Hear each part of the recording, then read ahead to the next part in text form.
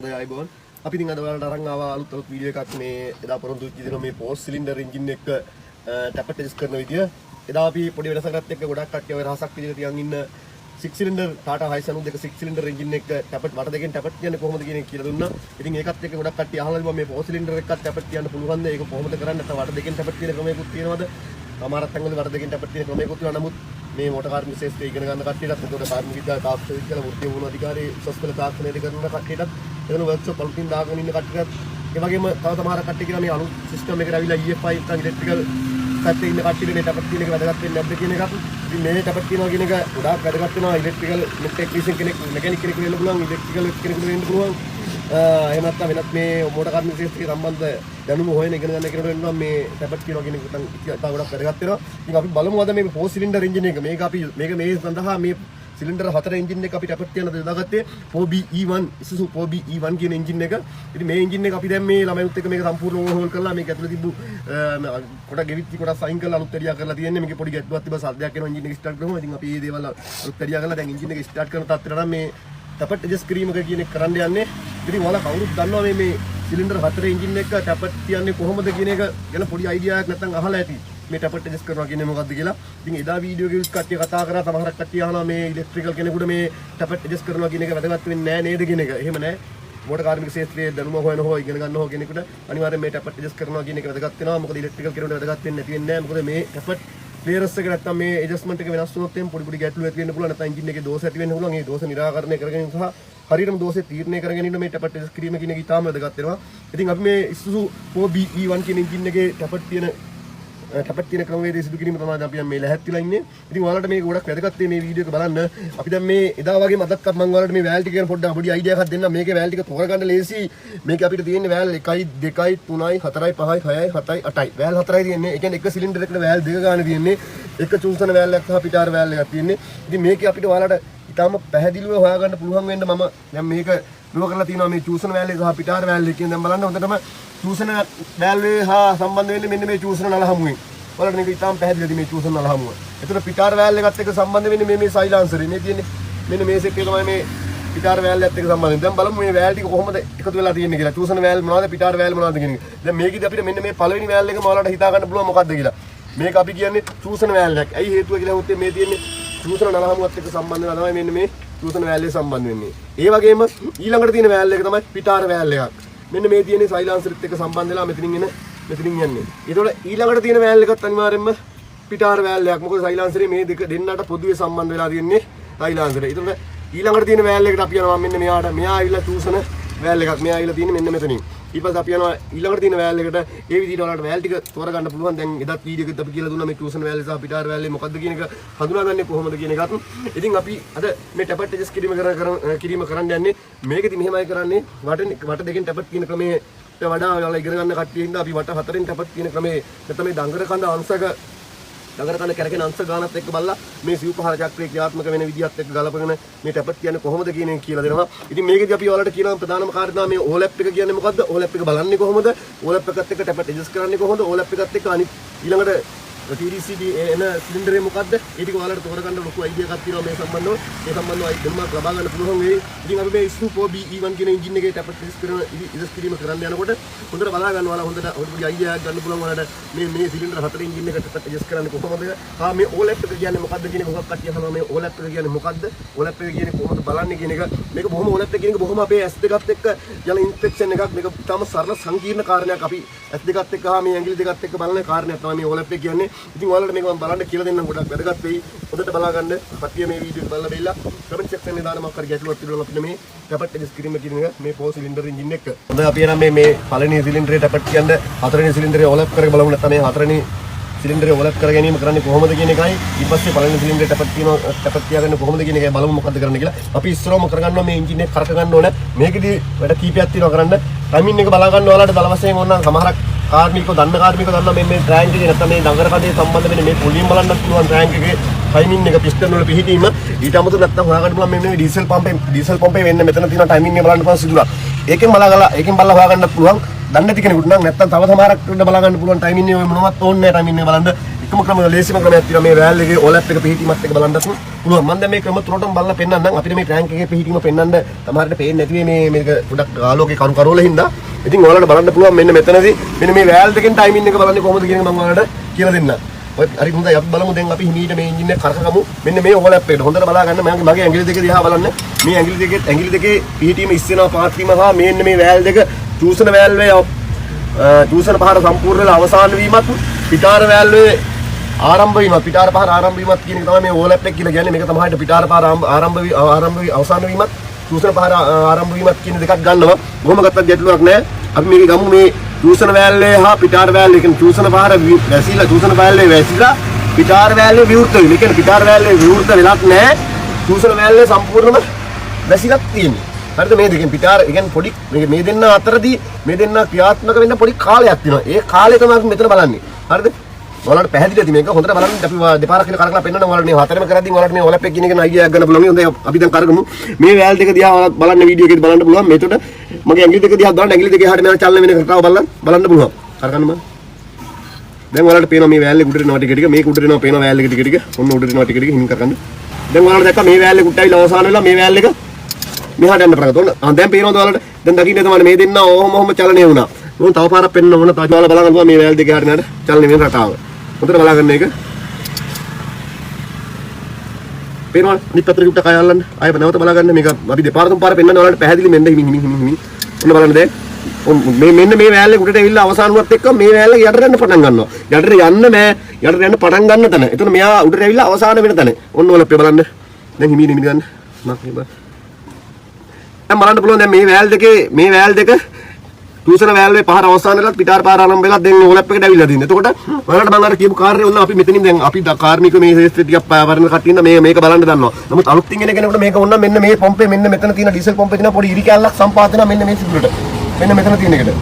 මෙන්න මෙතන තියෙන සිදුරට සම්පාත වෙනවා ඩීසල් පොම්පේ ඉරි කැල්ලක්. ඒ ඉරි කැල්ල සම්පාත වෙනකන් බලන්නකො පුළුවන් මෙන්න මෙතන තියෙනවා. හැබැයි මේකේ මෙන්න මෙතන තියෙන ඉරි කැල්ලක් වලට පේනවාද මේ ඉරි කැල්ල?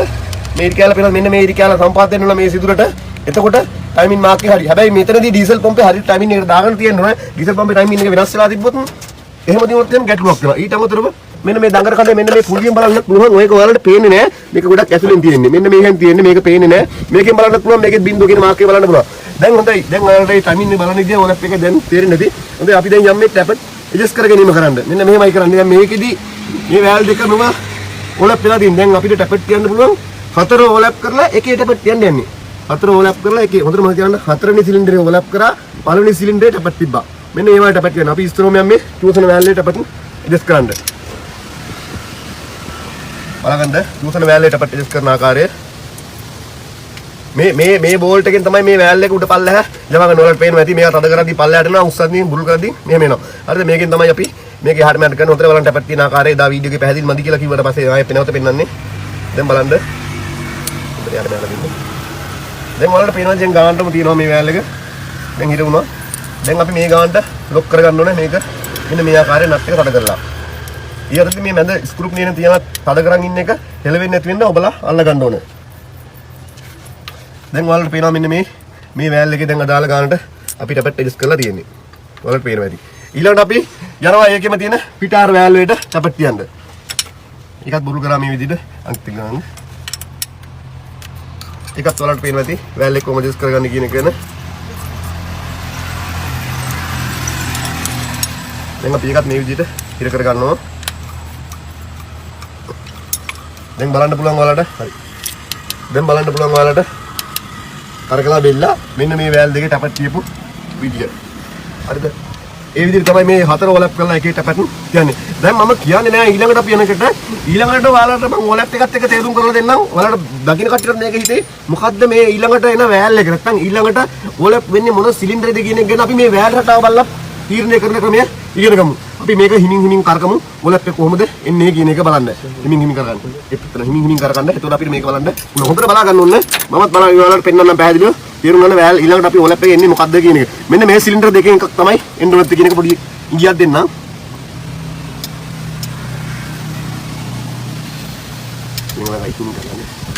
දැන් ඔයාලට හිතෙන්නේ නැති මොන සිලින්ඩරේද ආවේ කියන එක. දැන් මෙන්න මේ 1 2 3 වෙනි සිලින්ඩරේ තමයි දැන් මේ ඕලැප් වෙන්න එන්නේ. අනිත් පැත්තට චුට්ටක් කරගන්න නැවත. එතකොට අපිට නැවත බලා ගන්න පුළුවන් මෙන්න මේ දැන් මේ පිටාර වෑල් එක පහතට ගිහිලා තියෙන්නේ පේනවාද ඔයාලට ඉස්සෙනවා වැඩි අනිත් පැත්තට කරගන්න. ඔන්න දැන් හොඳට ඔලප්පේ බලා ගන්න ආයෙ නැවත. බලන්න.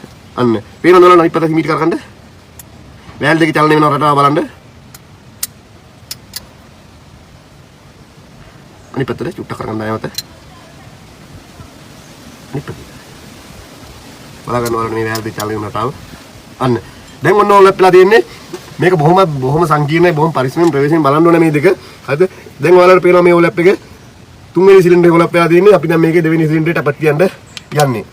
දෙවෙනි සිලින්ඩරේට අපත් තියන්න එන්න අපි තුන්වෙනි සිලින්ඩරේ ඔලප් කරන. එතකොට ඔයාලට තේරුම් ගන්න පුළුවන් මේ සිව් පාර නැත්නම් මේ දඟර කඳ වට කීයක් කැරකෙනකොටද මේ සිලින්ඩර හතරට අපත් තියන්න පුළුවන් කියන එක. දැන් මෙහෙමයි. අපි දැන් මෙතන ඉඳන් කැරකුවේ අර පළවෙනි සිලින්ඩරේට අපත් තියලා ඊළඟ තුන්වෙනි සිලින්ඩරේට අපත් තියන්න එන්න මෙයා තව වට භාගයක් කරගන්න. කියන අංශක 180ක් කරකවම දඟර කඳ අංශක 180ක් කරකවම තමයි ඊළඟ පහරට එන්නේ. බලන්න තේරෙන අර තිබ්බ තැන ඉඳන් 180ක් කරකවම තමයි ඊළඟ පහරට සම්පූර්ණ වෙලා එන්නේ. එතකොට කැමි දණ්ඩ කරගෙන්නේ වට කාලයි. දඟර කඳ වට භාගයක් කරනකොට කැමි දණ්ඩ වට කාලක් කරනවා. අපි මේකට කියන්නේ සාමාන්‍යයෙන් ට්‍රෑන්ක් එක වට දෙකක් කියන දඟර කඳ වට දෙකක් කරගෙනකොට කැමි දණ්ඩ එක වටයක් කරගෙනවා කියලා තමයි කියන්නේ. හොඳයි අපි බලමු මෙන්න මේ දෙවෙනි සිලින්ඩරේට අපත් තියෙන විදිය. මෙන්න මේ ආකාරයට අපි මේකේ පිටාර වෑල්ලක ඉස්සරහට අපත් තියෙනවා. මේක නම් පිටාර වෑල්ල ඉස්සරහට අපත් තියෙනවා. බලා ගන්න රටාව.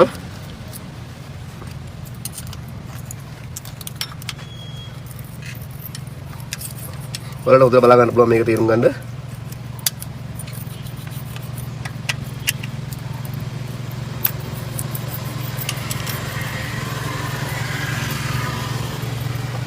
අන්න අපි මේ වෑල්ලකට අපත් තිබ්බා. දැන් අපි යනවා ඊළඟට චූසන වෑල්ලකට අපත් යන්න යාගේ මෙන්න මේ වෑල්ලකට අපත් යන්න. ඒක මෙන්න මේමයි කරන්නේ. ඒකත් අර විදිහම අපි තෝරගත්තා.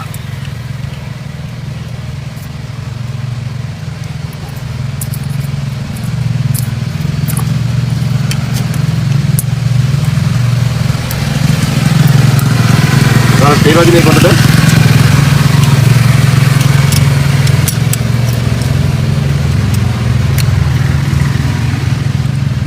අන්න දැක්කද? අපිට තියෙනවා බොහොම පරිස්සම් වෙන්න කියන්නේ ඔන්න ඔය කාරණේ ඉඳලා. මොකද අපි පිළ ගේජ් එකේ හරියට චලනය කරන රටාවත් එක්ක සමහර වෙලාවට වෙනස් වෙන්න පුළුවන්. ඒතර මේ වෑල් දෙක අතර තියෙන ක්ලියරන්ස් එක එහෙම වෙන්න පුළුවන්.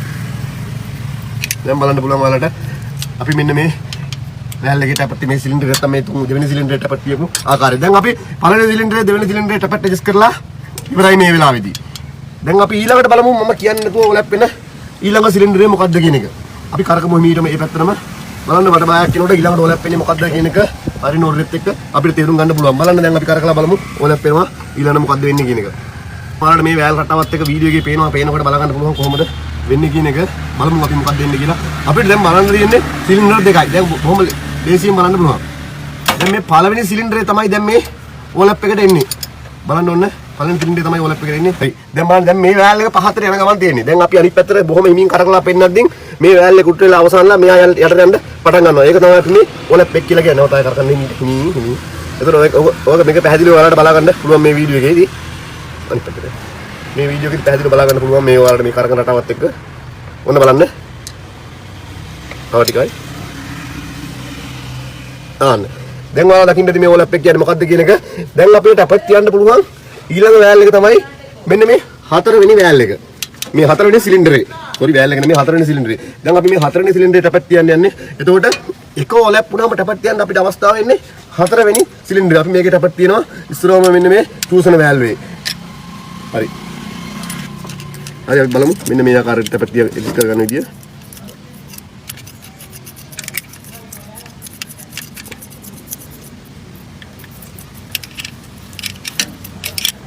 මේ ටපත් තියනවා කියන එක බොහොම පරිස්සමෙන් කරන්න ඕනේ. පොඩක් හරි වෙනස්තුත් වෑල් ගුරු පුස්රුත් ටික අද වෙන්න පුළුවන්. නැත්නම් වෑල් කැඩෙන්න පුළුවන්. එන්ජින් එකේ පොඩි පොඩි ලෝස් ශබ්ද බද්ද හඬ බඩ වෙන හඬ නමන වෙනස් වෙන්න පුළුවන්. ඒක බොහොම ප්‍රවේශමෙන් කරන්න ඕනේ. අපි දැන් යම් මේකේ පිටාර වෑල්ලේ ටපත් తీරු මාරු කිරීමට. ඉතින් ඔයාලා මේ ටපත් එක කරනකොට බොහොම කල්පනාවෙන් ප්‍රවේශමෙන් මේක කරන්න මේ කාර්යය. මොකද මේක ටිකක් සංකීර්ණයි. අලුතින් මේ ෆීල්ඩ් එකේ ඉන්න කෙනෙක් නම් පොඩ්ඩක් සැලකිලිමත් වෙන්න මේ ටපත් ඇඩ්ජස්ට් කරනවා කියන එක ගැන.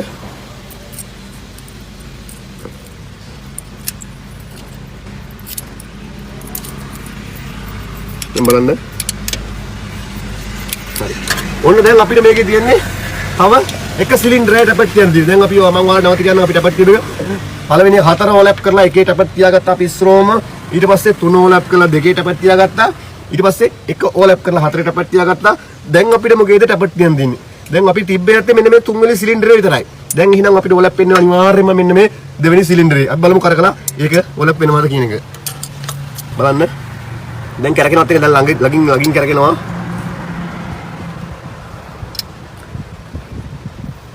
දැන් ඔයාලට පේනවා පැහැදිලිවම මේක ටික ටික.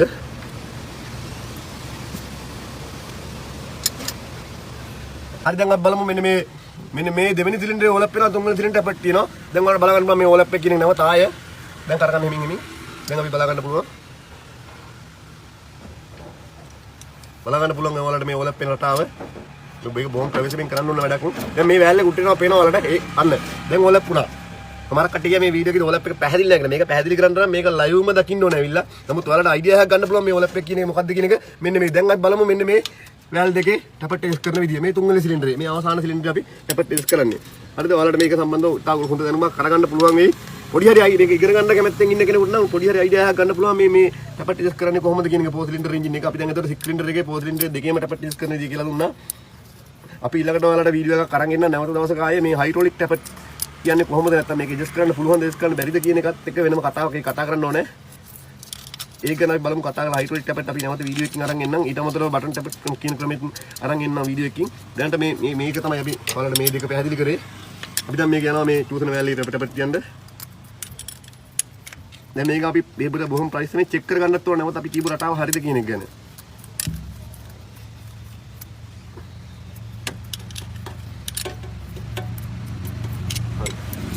දැන් අපි සියලුම සිලින්ඩර් වල ඕලැප් එක අරුව ටැපට් ඇඩ්ජස්ට් කරලා තියෙන්නේ. මම නැවත කියන්නම් ආය රටාව. අපි ඉස්සරවම 4 ඕලැප් කරලා එකේ ටැපට් තිබ්බා. ඊට පස්සේ 3 ඕලැප් කරලා දෙකේ ටැපට් තිබ්බා. ඊට පස්සේ 1 ඕලැප් කරලා 4 ටැපට් තිබ්බා. දැන් නැවත ආය 2 ඕලැප් කරලා 3 ටැපට් තිබ්බා අවසන්. දැන් මෙයාගේ තව වටක් භාගයක් කරකවපු ගමන් ඊළඟට ඕලැප් එකේ නේ හිතා ගන්න පුළුවන් මෙන්න මේ 4 වෙනි සිලින්ඩරේ. 4 වෙනි සිලින්ඩරේ ඕලැප් වෙනවා කියන්නේ අනිවාර්යයෙන්ම එකේ ටැපට් තියෙන වෙලාවට අවිල්ලා තියෙනවා. දැන් අපි බලමු තව වට භාගයක් කරකද්දී හොයාගන්න පුළුවන් අපිට මේ ඕලැප් එක එනවාද අපි ටැපට් කියපු විදිය හරිද කියන එක. එතකොට මෙතන ටයිමින් මාක් එකකට එන්න ඕනේ. ඔව්. මම බලමු කරගලා අපි මේ විදියට එනවාද කියන එක ගැන. ඒතර ඔයාලට මේ ඕලැප් එක දැන් බලන්න හොඳට මේ වැල් දෙක දිහා මේ වැල් දෙක දිහා බලද්දී ඔයාලට හොඳට ඒක තේරුම් ගන්න පුළුවන්. අන්න. දැන් ඕලැප් වුණා. ඕලැප් වෙනවත් එක්ක මෙතරත් හිමීට බලන්න.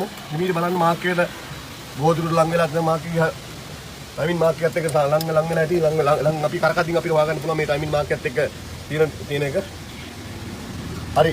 දැන් ඔයාලට පේනවාද මෙතන ටයිමින් මාක් එකත් එක්ක. එහෙනම් අපි මේ ටැපට් ඇඩ්ජස්ට් කරගන්න ගත්තු රටාව හරි. දැන් අපි බලමු අපි තියපු ටැපට් එක හරිද කියන එක ඊළඟ වැල් එකත් එක්ක. දැන් මේ ආ ඕලැප් වෙලා තියෙන මේ වැල් දෙකම තද වෙලා තියෙන්නේ. දැන් ඕලැප් වෙලා තියෙන බලමු මෙන්න වැල් දෙක. ඔයාලට පේනවාද මෙන්න මේ ආකාරයට අපි ටැපට් ඇඩ්ජස්ට් කරද්දී පළවෙනි සිලින්ඩරේ ඕලැප් එක ඔයාලට ඉතාලම පැහැදිලිව දකින්න පුළුවන්. අපි නැවත වට භාගයක් කරකලා බලමු දැන් කරගන්න. ඊළඟට අපි ඕලැප් කරපු සිලින්ඩරේ ටැපට් ටියුබ් එකයි හරිද කියන එක. තව වට භාගයක් කරකලා බලන්න. අපිට ඊළඟට ඕලැප් කරපු එක හොයාගන්න පුළුවන්. මේක ඉතාලම සරල සිද්ධියක්. නමුත් ඔයාලා මේ ලොකු දෙයක් කියලා හිතාගෙන ඉන්නවා මේක එච්චර ලොකුට තේරුම් ගන්න ලොකුට රටාවක් නැහැ. නමුත් මේක ගැන පොඩි අවධානයක් හා අවබෝධයක් හා ඒන අධ්‍යයනයක් තියෙන්න ඕන. නැත්නම් මේක මේ ටැපට් ටෙස්ට් කරනවා කියන කරන්න අමාරුයි බොහොම සංකීර්ණ. දැන් මේ අපේ දරුවෝ මේ දේවල් ඉගෙනගෙන මේ දේවල් වලින් ඉහළට යනකොට තමයි මේක දකින්නේ. දැන් බලන්න අන්න ඕලැප් එක නැවත ආවා. නැවත ඕලැප් එක ආවා. දැන් බලමු අපි ටැපට් තියපු දෙවෙනි සිලින්ඩර් එක හරිද කියන එක. මෙන්න අන්න ඒ සිලින්ඩර් දෙවෙනි සිලින්ඩරෙත් හරි. අපි දැන් ඊළඟට එනවා තව වට භාගයක් කරකලා බලනවා. ඊළඟට අපි ඕලැප් කරේ මොකද්ද? ඊළඟට ටැපට් තියමු මොකද්ද? ඊළඟට අපි ඕලැප් කරේ මොකද්ද කියන එක ගැන අයිඩියා එකක් ගත්තොත් එහෙම අපි දැන් ඕලැප් කරන්නේ පළවෙනි සිලින්ඩරේ ඕලැප් කරලා හතරවෙනි සිලින්ඩරේ ටැපට් කියන්න යන්නේ. බලමු පළවෙනි සිලින්ඩරේ ඕලැප් එක ඒ විදිහට එනවාද කියන එක වට භාගයක් කරගෙනකොට. ඔන්න බලන්න. දැන් ඔයාලා ටික ටික මේ සම්බන්ධ තේරුම අවබෝධයක් ඇති. ඉතින් මේක ඊටාම වැදගත් කාරණයක් මේ ඔටෝමොබයිල් ශාස්ත්‍රයේ ඉන්න කට්ටියට මේ දේවල් ඉතින් තේරුම් ගන්න අවබෝධයෙන් කරන්න ඕනේ. ඒතුළු ඔය මේ අන්න වැඩි ටූට්ටත් මේ පැත්තට කරගන්න. ඒතර හොයාගන්න පුළුවන් මෙන්න මේ වැල් දෙකත් එක්ක ඕලැප් එක එන විදිය. අන්න දැන් ඕලැප් වෙලා තියෙන්නේ. දැන් බලමු අපි මේ දෙක මෙන්න වැල් දෙක මෙන්න හතරවෙනි සිලින්ඩරේත් ඔන්න ටැපට් තියෙන අවස්ථාව ඕලැප් එකත් එක්ක ටැපට් තියෙන අවස්ථාව දෙන්නේ. ඉතින් තව වට භාගයක් කරකවපු ගමන් අපි අවසාන ටැපට් තිබු මෙන්න මේ තුන්වෙනි සිලින්ඩරේ කියන එක නවා. බලමු මේකත් කරකලා. ඔන්න අපි කරකලා බලමු මේකන්. එතකොට මේ ටැපට් ටෙස්ට් කරගත්තු එක අපි කරපු එක හරිද කියලා මෙන්න මේ දෙවෙනි සිලින්ඩරේ ඕලැප් වෙලා අවසාන වෙනවත් එක්කම තුන්වෙනි සිලින්ඩරේ ටැපට් යන්න එනවා. බලමු.